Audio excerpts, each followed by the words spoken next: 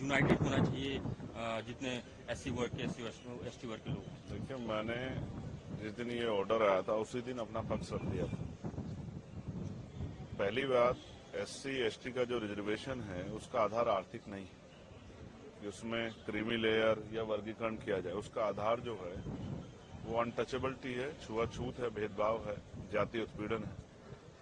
तो सर्वोच्च न्यायालय को हमारी फिक्र, ये बहुत अच्छी बात है, लेकिन सर्वोच्च न्यायालय को सबसे पहले उन्हीं के ऑर्डर के अकॉर्डिंग जातिगत जनगणना करानी पड़ेगी। फिर उसके आंकड़े जुटाने पड़ेंगे, उसके आर्थिक आंकड़े भी जो है जारी करने पड़ेंगे, तभी वो इस चीज सब चीजें कर सकती है।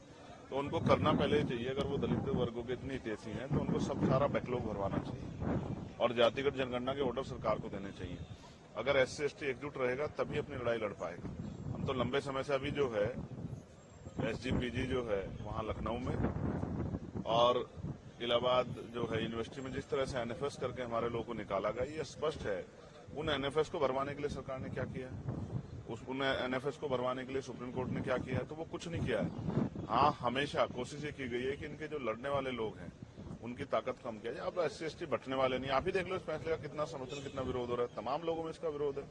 तो हम स्पष्ट हैं कि हम अपने लोगों को बटने देंगे और हमें अपने लोगों की चिंता है। इसलिए हमने स्वतः जो है 1.5 साल पहले मांग की थी कि जिन जातियों को अवसर नहीं मिला है उनको उनका आरक्षण बढ़ा के 15% शेड्यूल कास्ट को मिलता है और 5% बढ़ा के उन बाकी जातियों का आरक्षण देने की व्यवस्था सरकार करे। ये 1.5 साल पहले हमने लखनऊ पीसी करके कहा था और दिल्ली में भी। और जो ओबीसी की भी ऐसी जाति है उनको भी जो है 15% अलग से रिजर्वेशन देने का काम जो है 27% से अतिरिक्त सरकार करे, लेकिन कहाँ सुना, सुप्रीम कोर्ट ने भी नहीं सुना।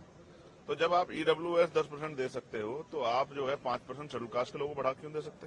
तो मेरा मत तो ये है कि 100% रिजर्वेशन 2% सरकारी नौकरियों में कर देते हैं, 98% प्राइवेट सेक्टर है। 2% सरकारी नौकरी में 100% रिजर्वेशन होगा, तो इसकी इतनी संख्या उसको आधार पर उसको मिलना चाहिए। हम सहमत हैं। हमारे भाइयों को कुछ मिलेगा तो हम तो आगे बढ़कर उनका स्वागत करेंगे, लेकिन अगर कोई साजिश करके, कोई षड्यंत्र करके हमारे अधिकारों को लूटने काम किया, छीनने का, तो ये हम बर्दाश्त नहीं करेंगे। डाका नहीं बर्दाश्त करेंगे अपने हकों पे।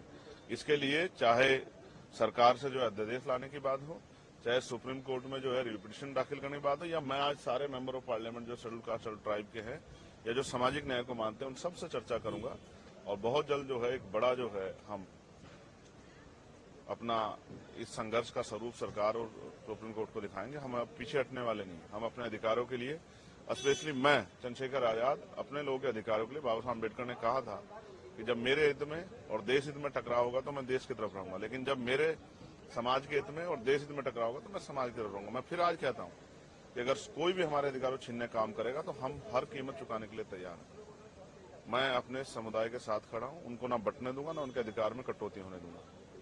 उनके लिए खड़ा हूं, उनके लिए था, उनके लिए हूं और उन्हीं के लिए हम लोग राजनीति कर रहे हैं। धन्यवाद। वक्फ बोर्ड में एक बात आ रही है, वक्फ बोर्ड के वक्फ एक्ट की चेंजेस होने वाले हैं, उसमें कुछ अमेंडमेंट बदलने वाले हैं जिससे प्रॉपर्टीज का मुसलमानों की कितनी हितैषी है केंद्र और यूपी की सरकार और तमाम सरकारें बीजेपी की है, इसकी से छिपावा नहीं। मैं फिर कह रहा हूं, आपका मकसद जो है इन वर्गों को कमजोर करना हो सकता है, ताकतवर करना नहीं हो सकता। कभी हम अच्छी तरह